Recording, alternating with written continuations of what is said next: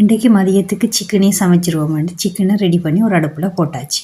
அடுத்த அடுப்பில் கொஞ்சமாக ரவை இருந்தது, அதை லட்டை செய்திருவோம்னு சொல்லி ரவையை வறுக்க தொடங்கியாச்சு. ஒவ்வொரு கபட்டை திறந்து பார்க்கணும், அதில் கொஞ்சம் கச்சான் போட்டால் லட்டுக்கு நல்லா இருக்குமேன்னு சொல்லி கச்சான் போத்தில் காணலை. பிறகு தான் ஞாபகம் வந்தது, வெள்ளம் வந்ததில் கச்சான் போத்தருக்குள்ளே தண்ணி ஏறி அதை தூக்கி எறிஞ்சாச்சுண்டு. பரவாயில்ல, கச்சன் போகாத லட்டா நாம் செய்தெடுப்போம்னு சொல்லி தேங்காய்ப்பையும் வறுத்தெடுத்து சீனியையும் போட்டு ரவையும் போட்டு அதுக்குள்ளே கொஞ்சம் போல் ஆங்கரையும் கொஞ்சம் விட்டு அப்படியே லட்டை பிடிச்சி எடுத்தாச்சு.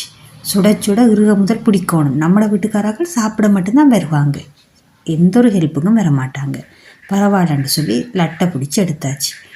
இப்போ சாப்பிட்ட பிறகு லட்டை டேஸ்ட் பண்ணி பார்ப்போம் நாம்.